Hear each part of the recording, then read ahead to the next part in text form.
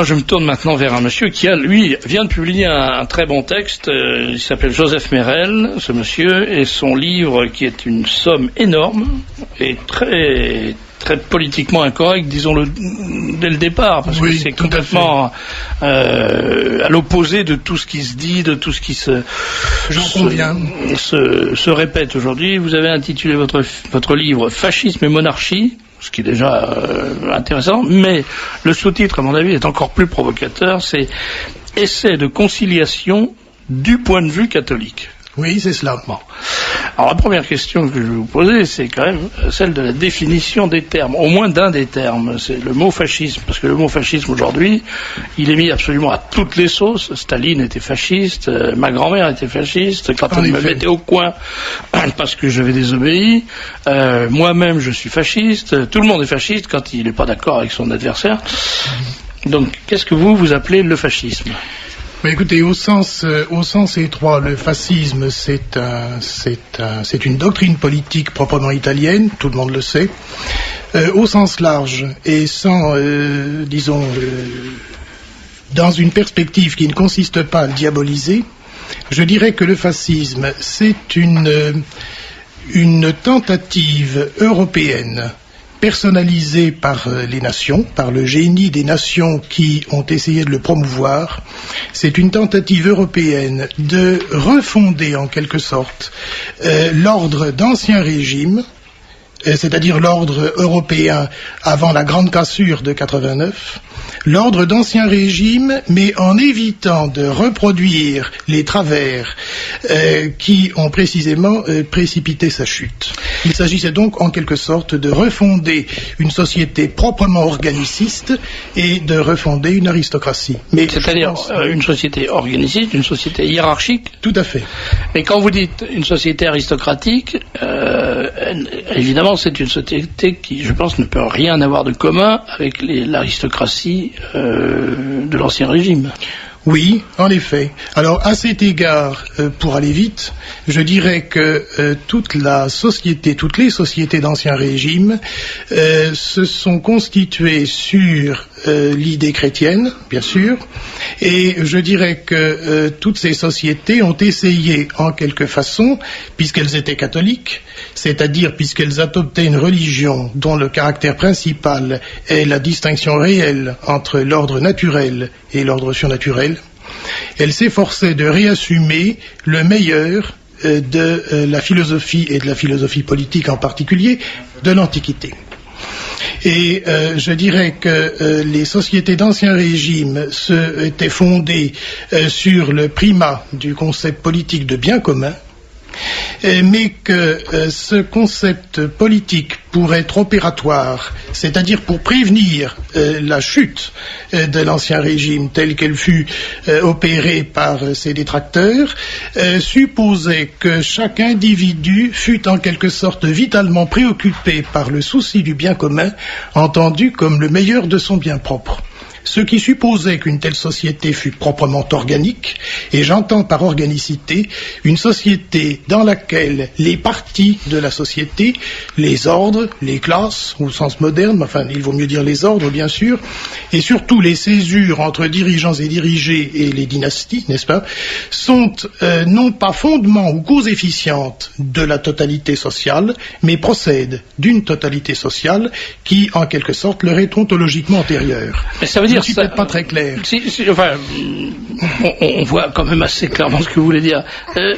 La question que ça amène tout de suite, c'est celle des dynasties, puisque vous avez évoqué le mot, ou des successions. Oui. Le problème donc de la société fasciste, c'est que elle n'a pas de règles successorales, ni dans son dirigeant, ni dans ses noyaux dirigeants, ni dans ce que vous évoquiez tout à l'heure comme une nouvelle aristocratie, puisque à l'évidence, la seule justification d'une aristocratie fasciste, c'est qu'elle ne soit pas héréditaire, c'est-à-dire qu'elle ne soit donc pas une aristocratie, mais plutôt une méritocratie, Ah non, pas une méritocratie. Disons, le défaut de la méritocratie, tel qu'on l'entend aujourd'hui, c'est non pas de promouvoir les meilleurs au nom de leur talent, mais c'est de laisser entendre que les meilleurs devraient avoir droit à une position proportionnés à leur talent selon la justice distributive, comme si la société était l'instrument de la promotion des meilleurs.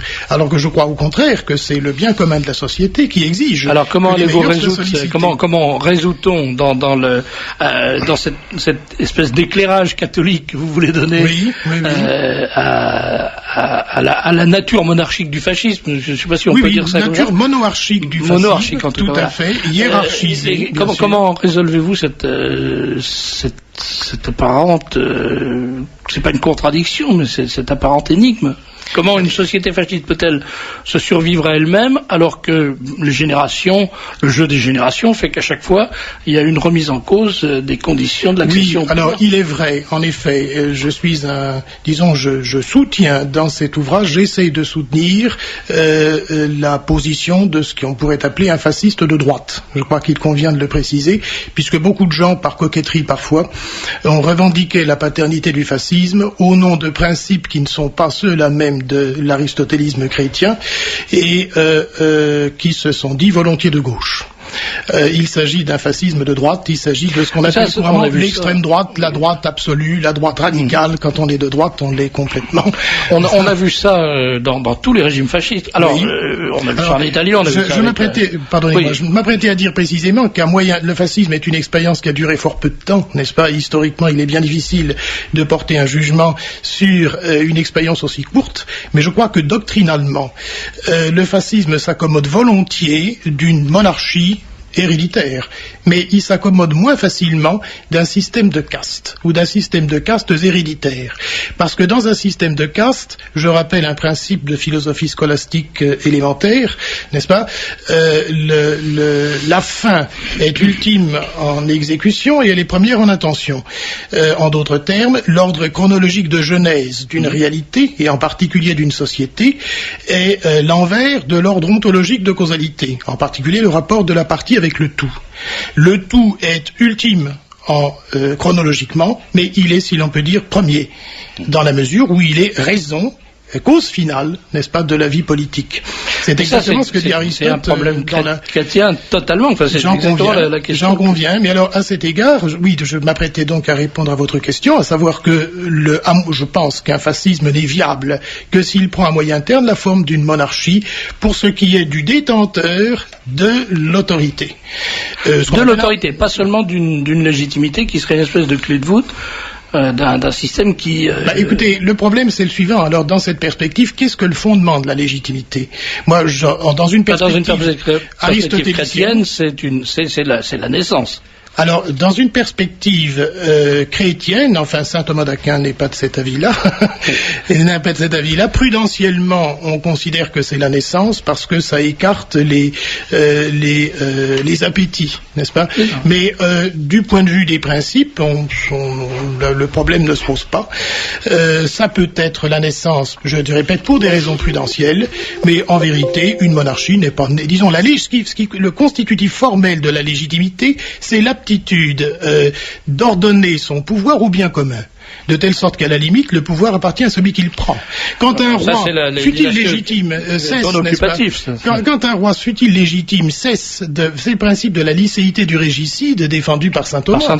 Par Saint-Augustin. Et par Saint-Augustin. Alors, Saint-Augustin, c'est un peu autre chose parce que, et j'en parle un petit peu dans l'ouvrage, Saint-Augustin laisse entendre que l'ordre politique est en quelque sorte une conséquence du péché originel. Il laisse entendre que le fait d'être l'homme d'un homme, d'être subordonné à un homme, n'est-ce pas, n'est pas une actualisation des virtualités non pécamineuses de la nature humaine. Il considère au fond que c'est l'ordre qui est induit par le péché, car si l'homme n'avait pas été pécheur, si la nature n'était pas blessée, il n'y aurait pas de pouvoir de l'homme. D'ailleurs, ce que je veux dire, c'est le moins pire. Voilà. Alors que pour Aristote, et c'est la perspective dans laquelle je me place, eh bien, le pouvoir politique est bon, l'homme est par nature un animal politique, la hiérarchie est bonne, n'est-ce pas? Et dans cette perspective, je reviens sur ce que je disais juste avant, eh bien, les difficultés d'une aristocratie qui deviendrait héréditaire, les difficultés sont les suivantes, à savoir que l'aristocrate ne tient plus sa position d'une reddition de services publics, c'est-à-dire d'une ordination de ses talents ou biens communs, il tient sa position d'une légitimité qui est purement dynastique ou purement familiale, dût-elle ne pas correspondre à des talents réels, et en fin de compte, il s'agit d'un durcissement qu'il faut bien appeler un durcissement de classe. Alors, je voudrais revenir un petit peu en arrière, parce que je vous ai demandé, pour commencer, une définition du fascisme, mais naturellement, j'aurais dû vous interroger immédiatement sur les applications historiques que vous retenez comme illustration de cette définition. Alors, est-ce que l'Italie mussolinienne était un État fasciste? Est-ce que l'Allemagne hitlérienne était un État fasciste? Est-ce que l'Espagne franquiste était un État fasciste? Est-ce que la Hongrie ça y est, j'ai un trou comme d'habitude, c'est pas grave, ça Horthy était un État fasciste. Est-ce que Juan Perón était un chef d'État fasciste? Voilà, des questions. Qu'est-ce qui correspond, qu'est-ce qui correspond pas? Alors, à ce propos-là, je tiendrai des lieux communs, des choses que tout le monde sait. Je crois profondément que l'Italie était évidemment fasciste, et je pense dans une certaine mesure qu'on peut le dire, si tant est qu'on retienne la définition que je propose, on peut le dire aussi de l'Allemagne nationale-socialiste, avec cette différence toutefois que pour, disons, la doctrine fasciste est d'inspiration à bien des égards, elle est d'inspiration hegelienne quant à sa philosophie de l'État, n'est-ce pas, aristotélo-hégélienne, dirais-je, alors que la doctrine d'Hitler, si tant est qu'on puisse parler d'une doctrine, semble, je dis bien, subordonner l'État à la nation. Je dirais que pour un authentique fasciste, la nation est une réalité éminemment nécessaire, c'est une catégorie politique fondamentale, à la différence de la monarchie légitimiste d'ailleurs, mais c'est une catégorie qui est à l'État comme la matière est à la forme, ou la puissance à l'acte. Et de ce point de vue-là, l'État n'est pas l'instrument de la glorification de la nation. Il y avait cette tendance dans le national-socialisme, mais très vite, et vous le savez aussi bien que moi, on peut dire que Perón avait des tendances fascisantes, on peut le dire, bien entendu, de Mussolini et d'Hitler, on ne le dira pas de Franco. Mais dans l'hitlérisme, il y a une négation même de ce que vous dites, c'est-à-dire que l'hitlérisme est un nationalisme au début, et puis très très vite, ça devient un internationalisme. Ah, mais je m'en réjouis, et je ne pense pas du tout le nationalisme comme antinomique de l'idée européenne. Bien au contraire. Je dirais qu'il y a, si vous le permettez, trois formes de nationalisme. Il y a d'une part, parce que c'est un mot éminemment équivoque, il y a d'abord le nationalitarisme, qu'on peut définir comme le droit des peuples à se gouverner eux-mêmes, qui est un sous-produit démocratique, un sous-produit de la décadence, un sous-produit de l'insurrection antinaturelle de 89. Il y a d'autre part un nationalisme qu'on définit volontiers comme le droit des peuples à rester eux-mêmes, qui est beaucoup plus honorable, mais qui peut-être en vertu de travers nominalistes et à bien des égards subjectivistes ou relativistes ou historicistes, tend à considérer que l'universalité dans l'ordre culturel est impossible. En d'autres termes, nous avons le devoir d'être fidèles à nos pères, de faire fructifier ce que nous avons reçu, de creuser notre identité. Quant à savoir si ça a une valeur dans l'universel, s'il y a une vérité absolue, une vocation absolue de l'homme, etc., nous l'abandonnons. Il y a une troisième forme de nationalisme, et c'est celle que je retiens, et qui est précisément, me semble-t-il, soutenue par le fascisme italien, qui se définit comme un universalisme, et qui reconnaît volontiers que si le fascisme est né en Italie, l'idée fasciste n'a rien d'italien, parce qu'elle est universelle. De ce point de vue-là, les nations sont pensées comme autant de manières d'être hommes, n'est-ce pas? Et elles sont pensées non pas du tout comme, disons, elles tiennent leurs valeurs. Elles considèrent elles-mêmes que leur propre valeur tient non tant à un patrimoine biologique déterminé ou à des choses de cette nature, mais au fait qu'elles sont porteuses de valeurs qui de soi sont universelles et qui sont expressives de ce qu'exige la nature humaine.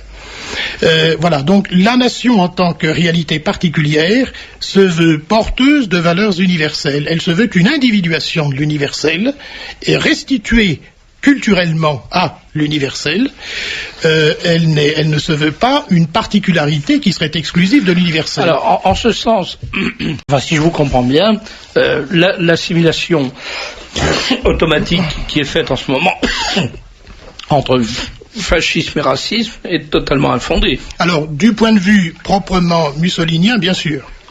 Du point de vue hitlérien, il faut bien dire la vérité, et de sous ce rapport, je propose une critique dans une perspective toujours aristotélo-thomiste, ouverte à la philosophie moderne, ou du moins à ce que je crois être le meilleur de la philosophie moderne, une critique bien entendu du déterminisme raciste, n'est-ce pas, que je crois non pas expressif de l'essence du national-socialisme, mais expressif d'une conscience, enfin de la conscience pour le peuple allemand, littéralement écrasé après la guerre de 14 et spolié, n'est-ce pas, tout le monde connaît les scandales du traité de Versailles, et puis les scandales plus anciens que j'évoque d'ailleurs, à savoir le nationalisme des Bourbons, des Capétiens, qu'on veut toujours défenseurs de la monarchie et du catholicisme, alors qu'ils se sont fait bien souvent les fourriers de l'islam, n'est-ce pas, et du protestantisme par intérêt ultranationaliste au sens étroit du terme.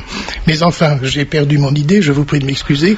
Je dirais donc, oui, le racisme, dans ce qu'il peut avoir d'excessif et de tout à fait brutal, je pense en particulier à l'égard des Ukrainiens, enfin des choses comme ça, grotesques. C'est en bonne partie à cause de ça qu'il a raté son coup. Eh bien, je dirais que ce racisme est plus l'expression d'un souci pathologique de retour, de recherche d'identité, qu'un fondement réel. C'est ce que disait Léon de Grelle, n'est-ce pas? Léon de Grelle disait lui-même, enfin, les pauvres théories raciales d'Hitler, elles n'auraient pas tenu 10 ans si nous avions gagné la guerre, disait-il, dans la mesure où tous ces soldats, n'est-ce pas, qui venaient de toute l'Europe, auraient trouvé les Ukrainiennes encore plus blondes qu'eux, encore plus belles et encore plus ariennes, entre guillemets, que. Donc je souligne, c'est évidemment ces travers, qui à mon avis sont circonstanciels. Maintenant, comment expliquez-vous que des antagonismes, enfin une hostilité aussi violente, aussi violente, je vois pas d'autre mot, aussi univoque, se soit manifestée, notamment de la part de l'Église, contre les fascismes, ou en tout cas se manifeste aujourd'hui, alors que quand on lit votre livre, on a effectivement le sentiment que il y a dans une possibilité, comme vous le dites, de concilier le point de vue catholique, le point de vue fasciste et le point de vue monarchique ou monoarchique. Oui. D'où vient cette hostilité, cette condamnation, cet opprobre? Est-ce que c'est quelque chose d'authentique? Est-ce que ça vient vraiment d'une opposition fondamentale, en quelque sorte organique, ou est-ce que c'est pas une façon de céder à une mode, à un courant de pensée générale, aux politiquement corrects? Alors, oui, il y a plusieurs raisons, et je vous remercie de poser la question. Il y a bien entendu la peur, n'est-ce pas, des gens qui acceptent. Vous savez, aujourd'hui, le monde est un monde, je ne le décrirai pas, vous le décrivez parfaitement d'habitude dans vos émissions.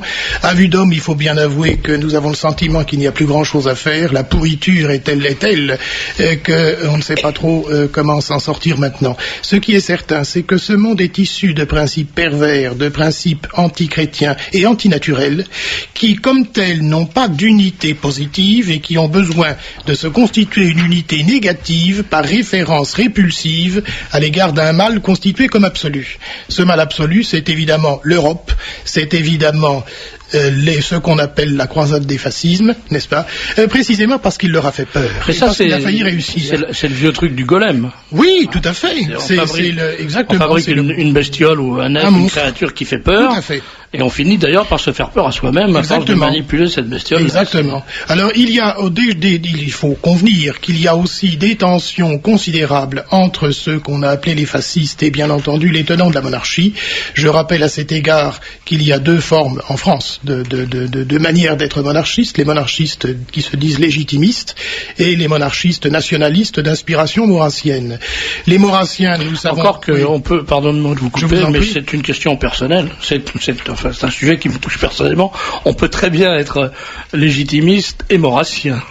Alors là, je vous avoue que respectueusement, j'ai du mal à vous suivre, mais je vous lirai volontiers.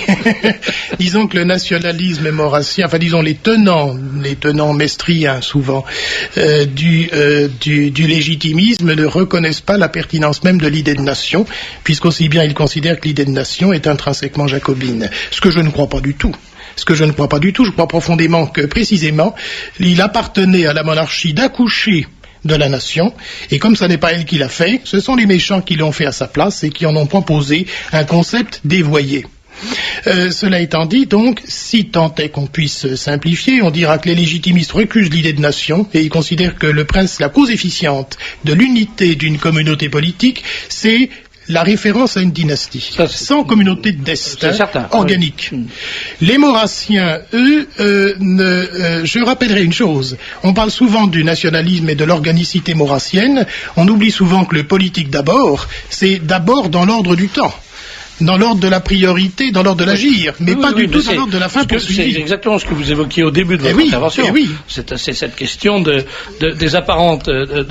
l'apparente primauté, tout à fait. et de l'apparente secondarité de certains points, de certains éléments de la réflexion. Et en fait, on voit bien que ça a été analysé d'une façon, je trouve, très intéressante, parce qu'autrement, j'aurais pas publié dans le livre journal par l'abbé Guy-Marie, qui dit l'idée de politique d'abord de Maurras, c'est très exactement conforme à la mariologie, c'est-à-dire que c'est à Jésus par Marie, et le mécanisme est exactement le même. Il y a une différence entre la cause première et la cause seconde. On peut, quand on dit politique d'abord, et ça n'est pas la politique d'abord parce que c'est plus important, il faut en passer par la politique. Alors à cet égard précisément, et c'est pour ça que je parlais c'est pour ça que l'abbé Guy-Marie évoquait le rôle de la Sainte Vierge. L'hyperdulie n'est pas en soi, alors le culte de la Vierge n'est pas une fin en soi, c'est un moyen d'accéder à alors autant la chose me paraît légitime si on laisse entendre que le politique d'abord est premier dans l'ordre du temps, second dans l'ordre de la finalité, si et seulement si c'est une finalité surnaturelle. Dire du politique qu'il est tout entier subordonné à une finalité surnaturelle, n'est-ce pas, qui transcende la contingence de l'histoire, bien sûr, je ne serais pas catholique autrement, mais laisser entendre que le politique est subordonné au bien particulier temporel de la personne, ça n'est pas aristotélicien, ça n'est pas une philosophie du bien commun, et c'est celle de Maurras, qui dit que l'économie est plus importante que le politique, la vie familiale est plus... Saint Thomas dit lui-même que le bien commun de la famille est subordonné au bien commun de la cité. Absolument, ça c'est clair. Mais oui, mais c'est évident. C'est ce qui fait de nous, c'est ce qui fait que les hommes ne sont pas exactement des animaux. Eh oui. Bon. Eh oui. Alors à cet égard, je me permets toujours pour répondre à votre question, la difficulté qui a existé historiquement et qui a troublé beaucoup de gens, c'est vrai, entre les fascistes, quelle que soit leur couleur, et les catholiques, n'est-ce pas? C'est les reproches qu'on a fait d'habitude, à savoir tendance à hypertrophier le rôle de la nation, tendance à absolutiser l'État et à ne pas tenir compte, n'est-ce pas, de cette subordination requise de l'État à la religion. En même temps, ça c'est, on prend cette position, mais en même temps, on a des admirations contraires. Je prends un exemple. On nous cite parmi les modèles de la droite en France, de la vraie droite, je veux dire, la droite historique, la droite nationale, la droite qui pense à droite. Parmi les modèles, il y a Moscardo, le colonel Moscardo, à l'Alcazar, qui dit à son fils, prépare-toi à mourir. Oui, c'est admirable. Là, on est exactement dans la situation de quelqu'un qui, confronté, alors dans sa chair, bien sûr, à ce problème de priorité, quelle est la première des priorités? Est-ce que c'est le bien familial, le bien personnel ou le bien commun? C'est le bien commun. Choisis le bien commun. Bien sûr. Donc, on est toujours confronté à cette espèce de nécessité de donner des exemples pour faire comprendre ce qu'on veut dire, bien parce sûr. Que chez nous, les gens disent, mais c'est évident que la famille est première, la cellule familiale, elle est première, mais elle est première dans l'ordre du temps, mais elle n'est pas première, évidemment, dans l'ordre de la causalité et de la finalité. Ouais. Et à cet égard, je crois que contre les jongleries personnalistes de Gilson ou de Maritain, n'est-ce pas, qui vont faire de saint Thomas un existentialiste et qui vont le récupérer au profit de la démocratie chrétienne, je crois qu'on peut rappeler tout de même que l'homme est subordonné, l'individu catholique, je dis bien, n'est-ce pas, croyant, dans un contexte de foi, est subordonné au bien commun de la cité, bien commun immanent, au bien commun de la cité, n'est-ce pas? Mais qui a le statut de fin. Mais certes, de fin intermédiaire. La fin universelle, la fin absolue, c'est la communion des saints et la gloire de Dieu, évidemment. Mais faire de la... Disons, il y a une formule dont il faut bien avouer, avec le respect qui est dû à un pape, une formule qui est bien équivoque, c'est la formule, n'est-ce pas, la cité est pour l'homme.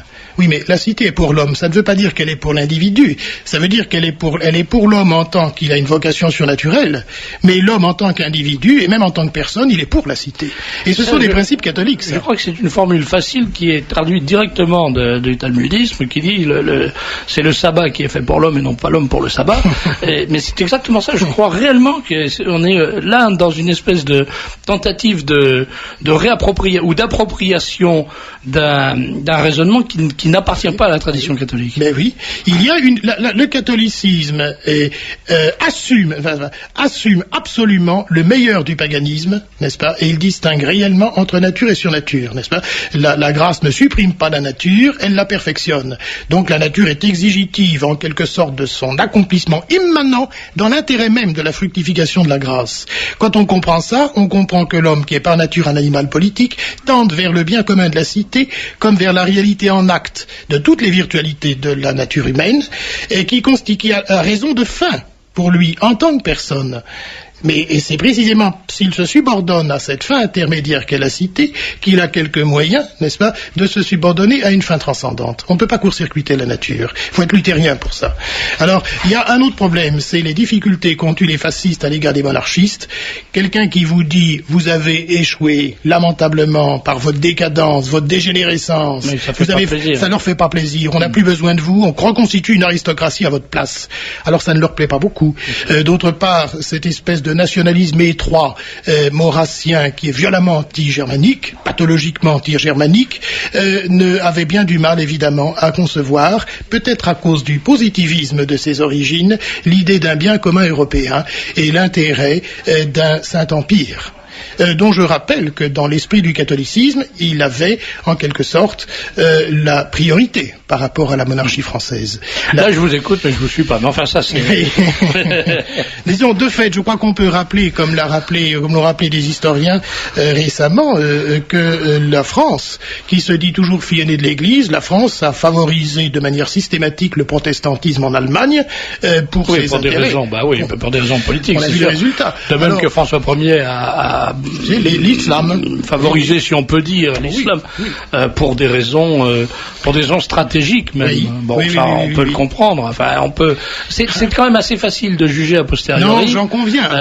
Conviens, mais on peut toujours se dire aussi, bien sûr, nous sommes le produit de gens remarquables. J'ai moi-même beaucoup d'admiration pour Maurras, mais quand on est de notre génération, quand on voit l'état du monde aujourd'hui, n'est-ce pas? Quand on voit qu'il n'y a plus rien à faire, que tout est pourri à un point qu'on n'imagine pas, et quand on se dit l'unique chance dont disposait la race blanche et l'Europe de ne pas crever complètement, c'était peut-être de favoriser la victoire par la croisade des fascismes de ce qui restait du meilleur, non encore corrompu, de l'ancien régime, on a quelques raisons d'être nostalgique, si j'ose dire, ou du moins de se poser des questions. Et on peut s'interroger sur le fait qu'il y a là un antagonisme...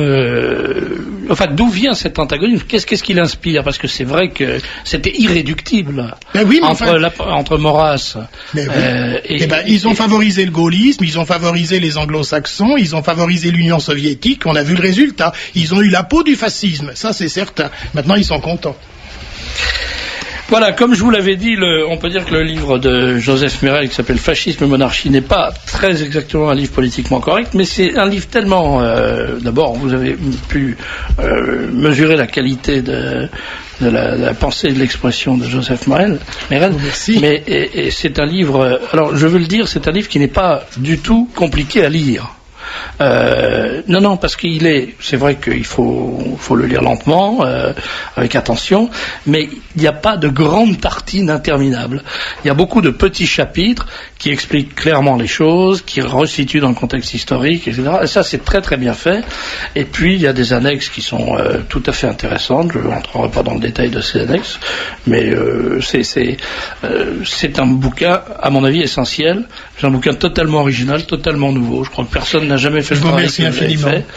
Et c'est un livre qui mérite d'être lu. Alors ça s'appelle Fascisme et monarchie, essai de conciliation du point de vue catholique.